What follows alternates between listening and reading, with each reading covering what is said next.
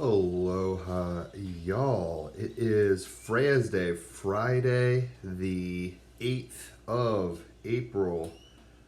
Let's go into the astrology a little. The sun is at 18 degrees, 38 minutes Aries. The moon is at 10 degrees Cancer. Mercury is at 24 degrees, 39 minutes Aries. Venus is at 3 degrees Pisces. Mars is at 25 degrees Aquarius. Jupiter is at 23 degrees Pisces. Saturn's at 22 degrees, 41 minutes Aquarius. Uranus is at 13 degrees Taurus. Neptune's at 23 degrees, 50 minutes Pisces. Pluto is at 28 degrees Capricorn, and the North Node is at 23 degrees Taurus. Today is a Vishuddha Chakra day, so this is your throat chakra. It's, the whole area of your throat, basically. So, keywords are knowledge, health, and decisiveness. Positive attributes include loyalty, trustworthiness, tactfulness, and calm. Negative aspects include unfaithfulness, untrustworthiness, self-righteousness, and coldness. The mantra is Ham, H-A-M, Ham. You're going to want to do that in the key of G. Spiritual activities include chanting, silent retreats, fasting, yoga, dance, qigong, and tai chi. Essential oils are blue chamomile, gardenia, and ylang-ylang. The plant is gardenia. Metal is mercury. Element is aether.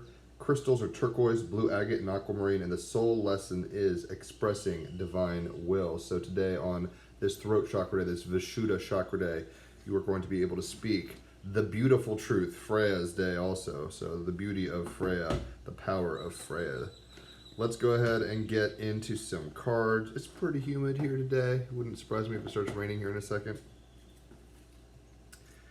Apparently, the rainy season's more like May through, well, I don't know when through, but May, June through like, I think, September or something like that.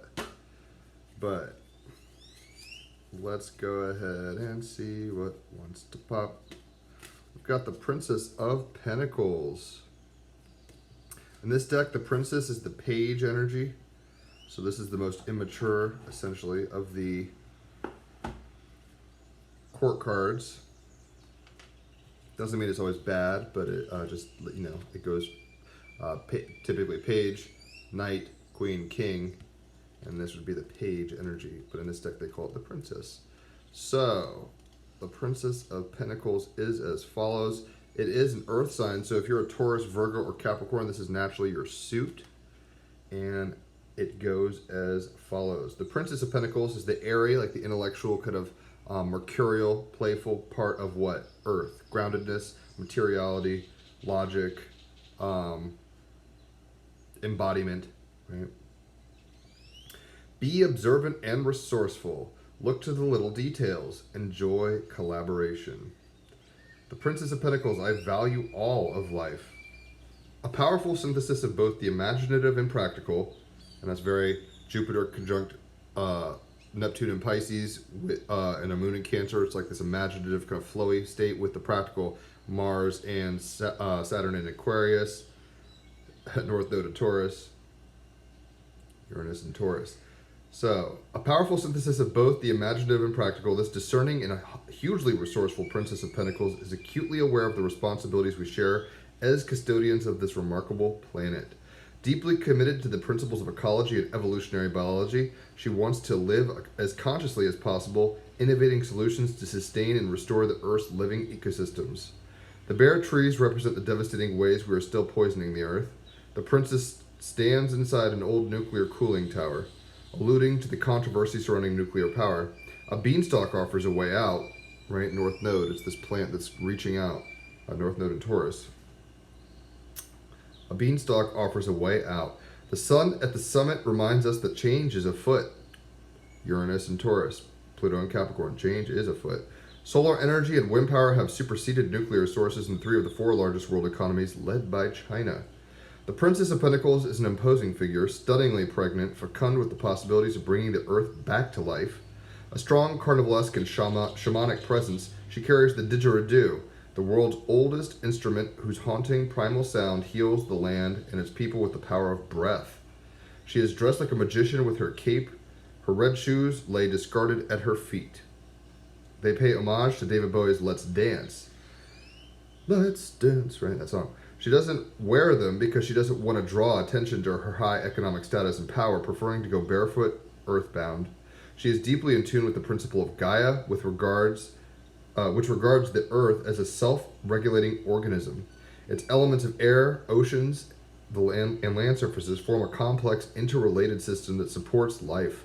She values all of life in its rich diversity and believes her patient work, ingeniously planned and executed, will lead to sustainable change in the future, carrying forth the wisdom of her ancestors and rebirthing it within the complex information age, right? So really hacking reality and moving forward with that hack in the information age, Mars and Saturn in Aquarius, for the beautification and the increase of value of reality, North Node in Taurus.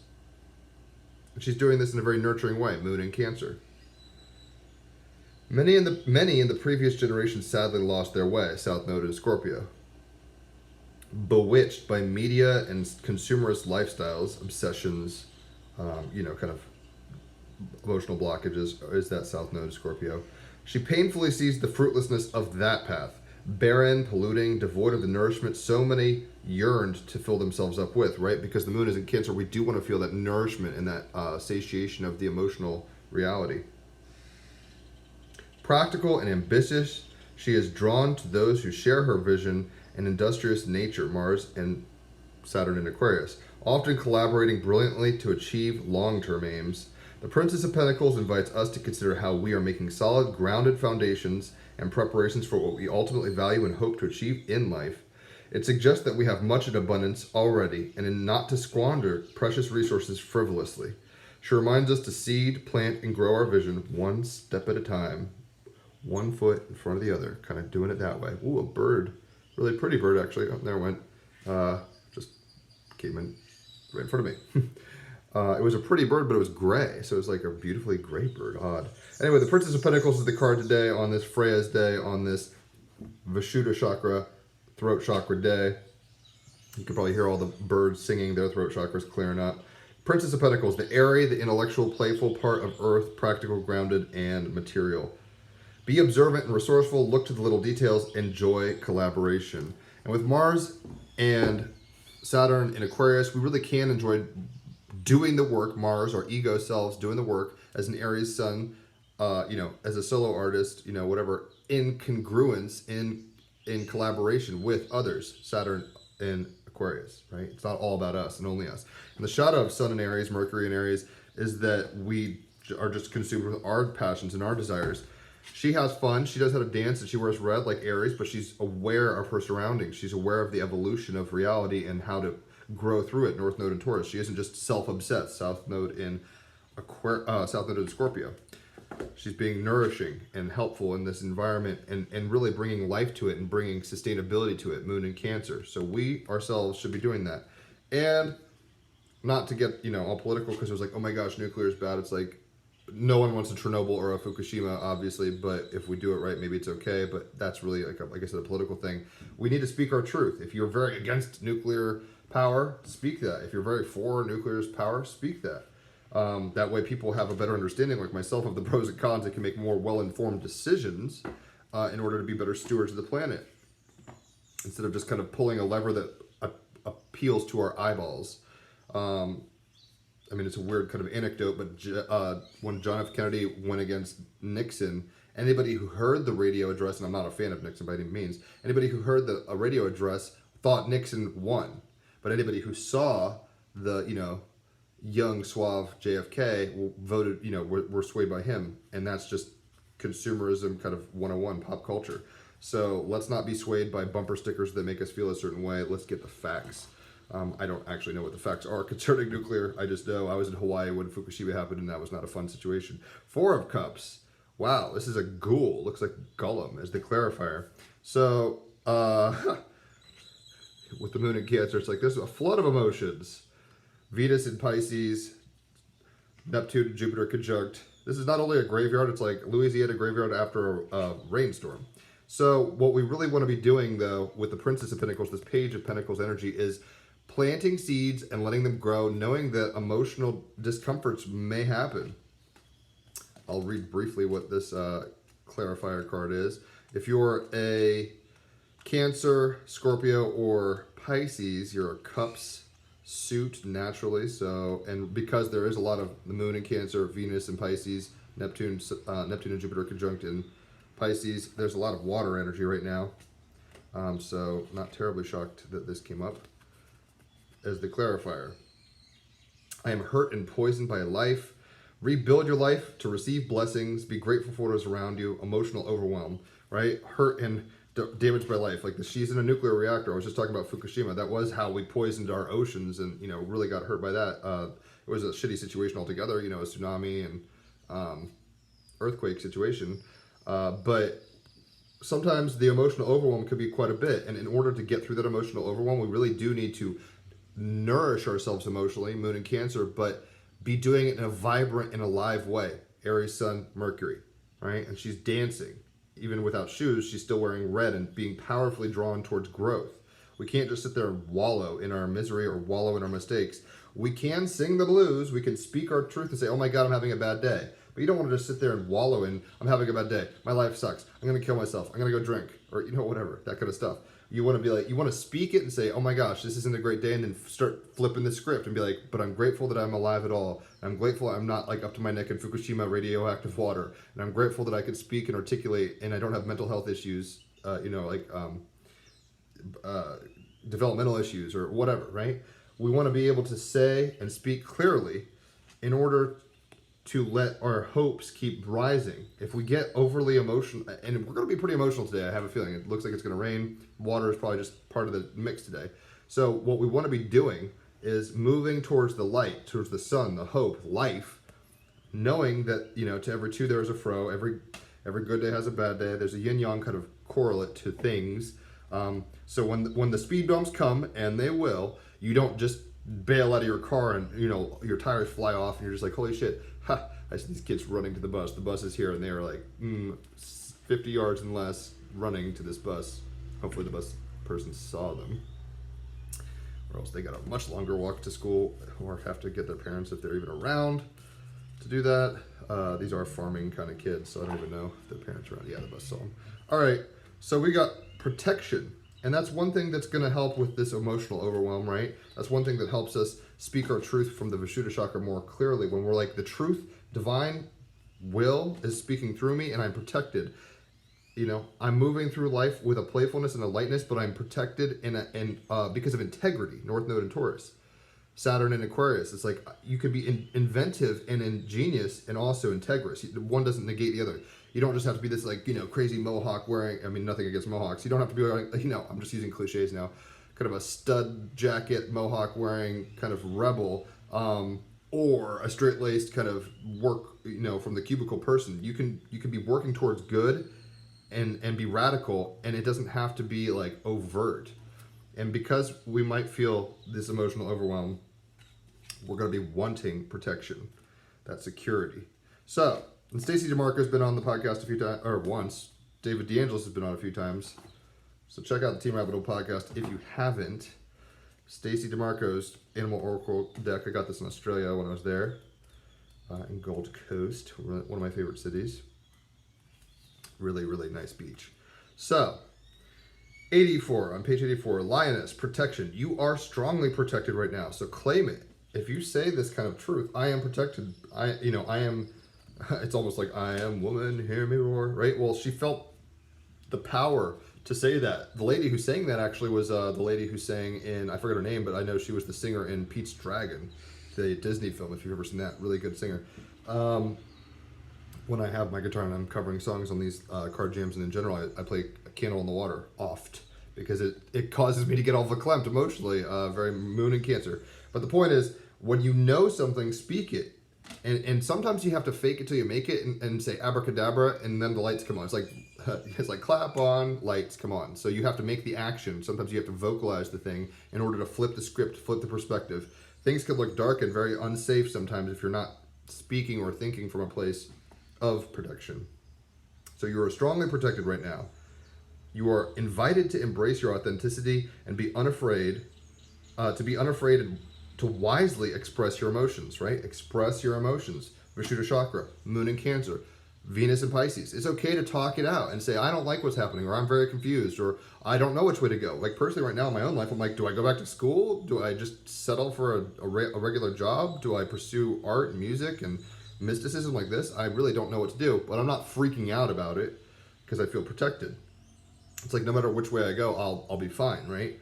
But that doesn't mean I sometimes don't be like, oh my God, I don't know what to do. I feel like life's against me, and I'm such an idiot, and I didn't do things properly, and I'm stuck in this kind of place, and I need to grow and be stronger, and not just a page energy.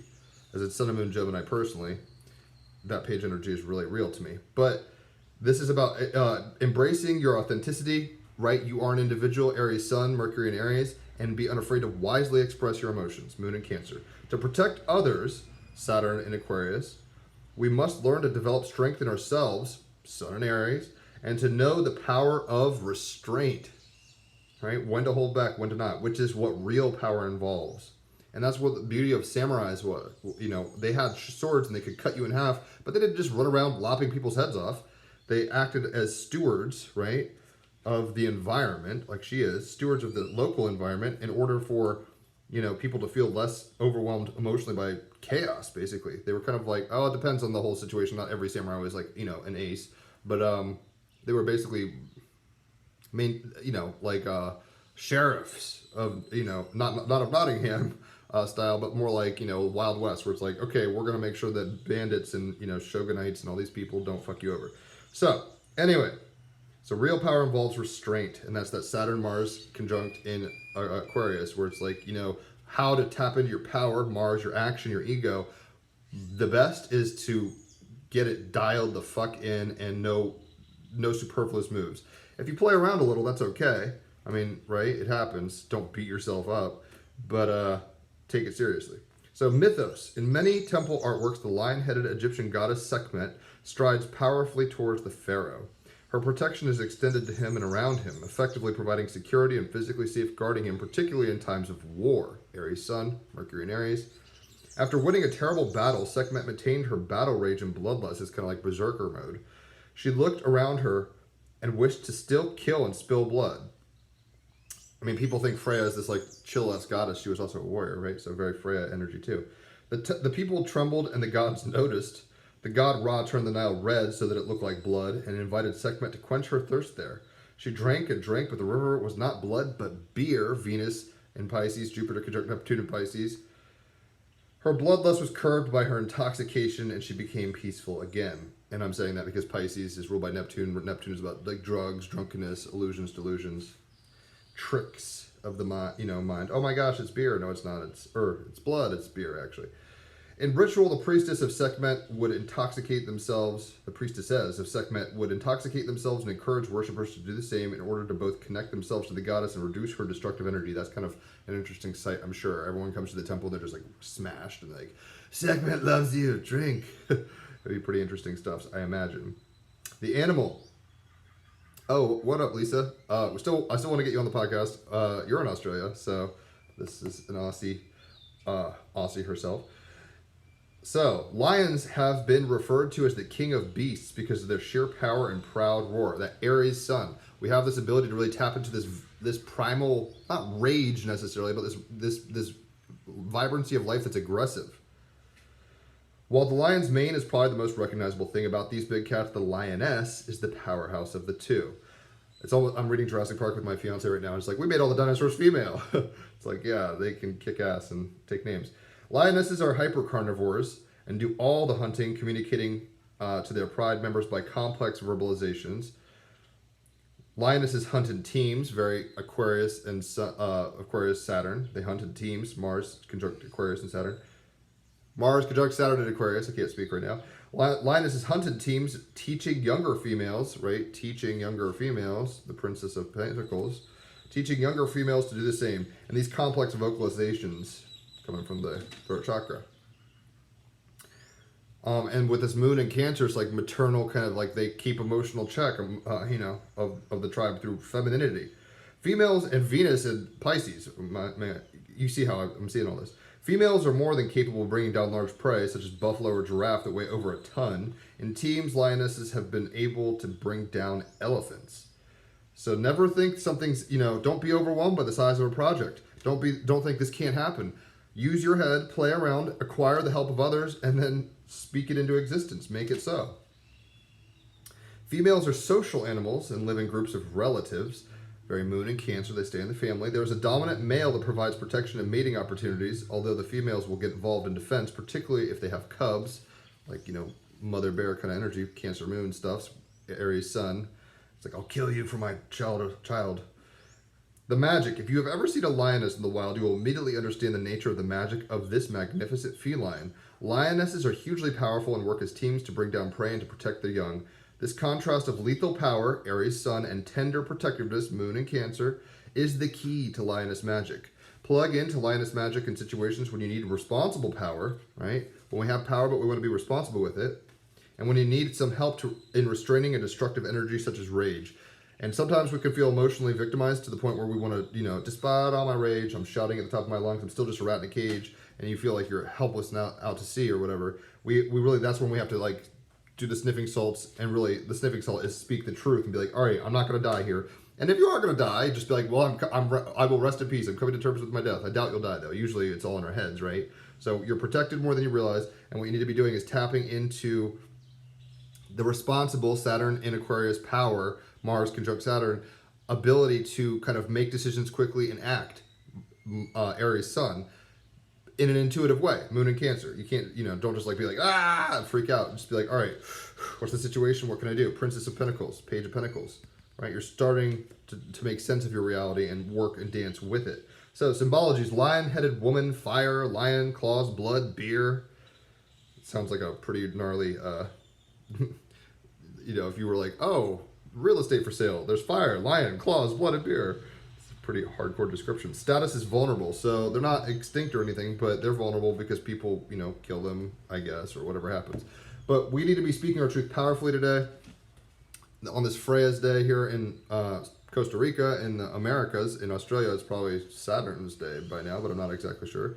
I know you're way ahead. But we are protected. Don't feel emotionally overwhelmed, even though it's very possible when you're growing as a young kind of pup, as a Padawan. You're like, I don't know what the fuck's going on. I keep skipping school and smoking cigarettes and, making out in the hallway. And it's like, but I want to go to college. Well, do both. Have fun, but do it responsibly. Word, noted. It is still Freya's Day in the land down under. You can move responsibly and have fun, right?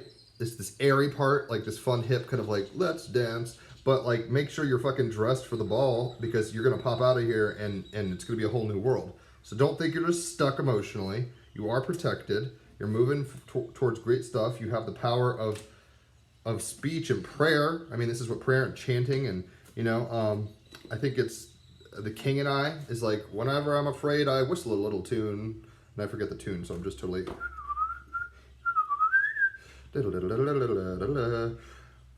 Anyway, I remembered it because of my 4th grade music teacher. But yeah, we have the power to really tap into that. So don't deny your chanting or your singing. Sing a song that empowers you. Sing songs that'll move you emotionally. Get the blockages out. If you haven't heard the song "Candle on the Water" on the movie Pete's Dragon, check it out on YouTube, and you will probably cry. Every time I play it, I cry. But I do have Mars, Mercury, Cancer, 12th house. So we got number 4. As the hexagram. This is the I Ching. This is a divinatory system of the Chinese, very ancient. And the Gene Keys is based off this. We've had Richard Rudd, the creator of the Gene Keys, on the podcast. So check these episodes out. He's coming back with Jamie Kato, a director friend of his, who's also been on the podcast. So, inexperience. And that's really one of the shadows of this Princess of Pentacles, is the inexperience. Sometimes we don't feel protected, or we're just rambling. I mean, the shadow of the throat chakra is we're just speaking our mind or our heart without really filtering it or processing it responsibly. And maybe we're like, oh, I'm freaking out. I don't know what to do. I don't believe in God. And even if you're an atheist, you still have to feel protected by something. I just noticed the sun's coming in pretty hard. I didn't think it was going to do that because it was, well, there's a ray of light. Yay. Because it was cloudy, but now the clouds are breaking. So, inexperience. Number 4, you find yourself in a position where personal experience is of no further help. Remember, life is a process of constant growth and change, right? She's having to dance and grow up through the the prior karma. I mean, you're always moving forward in spite of circumstances. Without a disposition for learning and adaptability, and that's the beauty of the page. She's adaptable and willing to learn, teachable, mercurial, right? Young and playful and limber mentally. Without a disposition for learning and adaptability comes the danger of stagnation. Admit to your own helplessness, which is the Vishuddha chakra, throat chakra. Even that is like, you want to say things that empower you, like, I'm strong, I'm brave, I'm fearless, but you also want to be truthful and be like, I'm afraid, I don't know how to do this, I need help. This too shall pass. Like, you want to do both, really, right? Hey, hon. There's my fiance. I never call her hun, so that felt weird, but okay. My alien. So, admit your own helplessness and seek an advisor who can give further assistance. Seek the advice even when you are unable to see the reasoning. Sometimes you just need help from a mentor. Like Rafiki really helped Simba out. And he wasn't always asking Rafiki for help, but he knew he was an outlet and he was a constant source of wisdom. Accept the advice even when you are unable to see the reasoning. So don't just fight it, Aries Sun, against wisdom of others, Aquarius and Saturn. Like, kind of go with the flow, Moon and Cancer. And don't fight it, otherwise your advisor could abandon you when help is most needed. You may possibly suffer an identity crisis. Accept your feelings, Moon and Cancer, Venus and Pisces. See the situation as providing the seed for further development. Can you make this shit up? This is why I love pulling cards. The seed for further development, right? Be the little bean seed, the stalk that grows, Jack of the Beanstalk. Plant the seed, you climb up.